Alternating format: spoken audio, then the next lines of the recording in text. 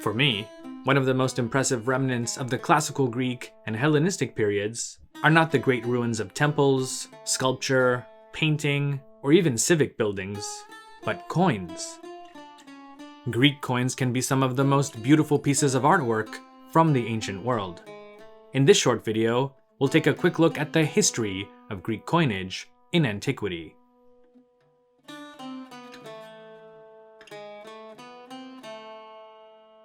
Contrary to what many believe, coinage was not actually invented in Greece, or even in one of the many Greek colonies throughout the Mediterranean or Black Sea regions, but in the non-Greek kingdom of Lydia in Western Anatolia. Of course, Lydia was very close to the Greek-speaking world, so it's no surprise that coinage would eventually make its way there. Most scholars believe that the first coins were minted in Lydia sometime during the 630s BC. The vast majority of these early coins seem to have been made out of electrum, which is a gold and silver alloy. Due to its location along important trade routes between the Near East and the Aegean, Lydia became extremely wealthy. Coins made such wealth easier to count, store, and transport. Not only this, but the ruler's stamp or seal on each coin helped to guarantee, at least in theory, its weight and purity, which made everyday commerce much easier. Before the adoption of coinage, the average Greek would barter by mostly exchanging quantities of grain, sheep, wool, and other raw materials for finished goods. However, later on, especially in areas such as Attica, various metals were utilized as a common means of exchange. For example, silver bars were widely used and could be added up to create talenton, which we today call a talent. Each talent was approximately 58 pounds of silver. In many places, iron rods were used as currency. The problem, though, was that such measures could be cumbersome for everyday transactions, and so Lydian coins were adopted by several Greek city-states and their colonies rather quickly. The first coins probably entered the Aegean world through trade and the payment that Greek mercenaries received while serving in Lydia. Soon, though, Greek city-states were creating their own coins. The first city-state believed to have done so was Aegina in the early 6th century BC. Though initially copying Lydian designs, eventually each city-state personalized their coins with their own symbols.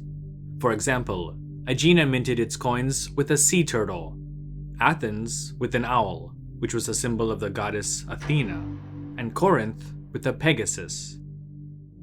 By the mid-400s BC, nearly every major polis minted their own coins, the exception being Sparta, which still used the system of iron rods. Earlier coins were generally minted out of silver, but after a few generations, as coins became the preferred means of exchange, they were increasingly made out of bronze. Coins made of gold were rare in Greece until Alexander's conquest of the Persian Empire, after which Macedon became flooded with gold. To create a coin, a smith would place a plain, heated disc of metal atop a shallow die resting upon an anvil. The die would bear whatever image or shape was desired. The heated, malleable disc was then punched into the die by a rod that was hammered at the other end. Upon the metal cooling, you'd have your coin. It's really after Alexander the Great that Greek coins began to feature the portraits of local rulers.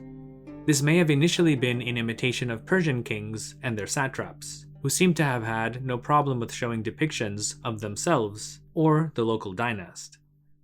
Before that, Greek coins featured deities, epikyros, or animals, but not the profile of a real person, no matter how important.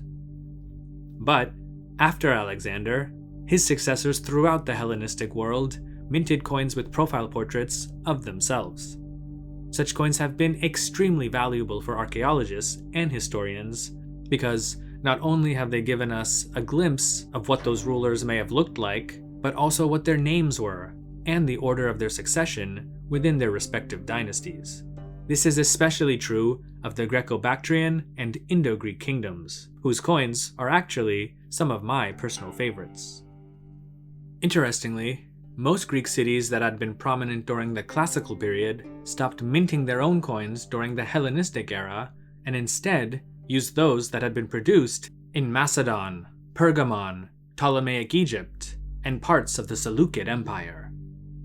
The major exceptions to this were Athens and Rhodes, but as the Roman Republic took over the Greek world, this too also ceased. We, though, will continue to see such coins in future videos as we delve more into the history of the ancient Greek world. Stay tuned. As always, thanks so much for stopping by. I sincerely appreciate it. I'd also really like to thank GrandKek69, Yap de Graaf, Pasta Frola, Michael Lewis, Danielle Allen, Danny Van Eck, YNXTV, Robert Morgan, Frank, Tim Lane, Sebastian Hurtado Correa, Franz Robbins, Brendan Redman, Faridun Dadachanji, Jimmy Daruwala, Sher Kam, Farhad Kama, and all of the channel's patrons on Patreon for helping to support this and all future content. Check out the benefits to being a Patreon member, and if you'd like to join, feel free to click the link in the video description. You can also follow History with Sai on Instagram, Facebook, and Twitter, as well as listen to special audio programs on the History with Sai podcast. Thanks again, and stay safe.